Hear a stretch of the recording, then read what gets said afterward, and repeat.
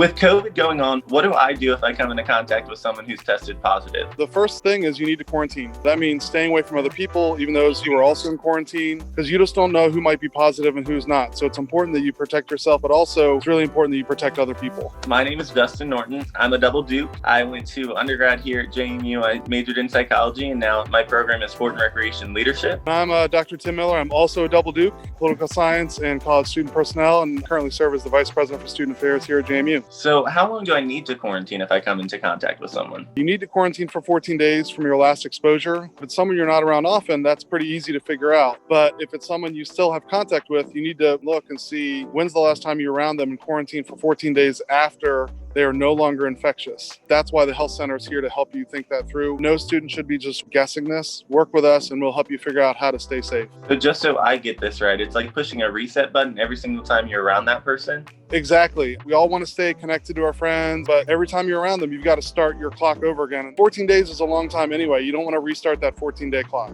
Should I get tested in this time where I'm self-quarantining? You should definitely get tested. You want to wait 5 to 7 days after you're exposed. It takes a little time for it to get in your system, so it's important that you wait a little bit first. If the test comes back negative, that means I can just return to the life that I was living before, right? Sadly, no, Dustin. That's one of the challenges here is that you can't test out of quarantine. Everyone wants to, and they're like, but I got a negative test. Well, you might just not be positive yet. So you really need to take that time to make sure that you're set before you go back out. The 14 days is hard, but it's what you need to do. What happens if I test positive? Do I just stay in quarantine or what else happens? So you'll actually want to work with a health center and you'll actually need to isolate, which is different. We'll work with you, help figure that out and make sure that you can get what you need, but you're going to isolate for 10 days from the point of the positive test. Work with the health center and we'll help you through that.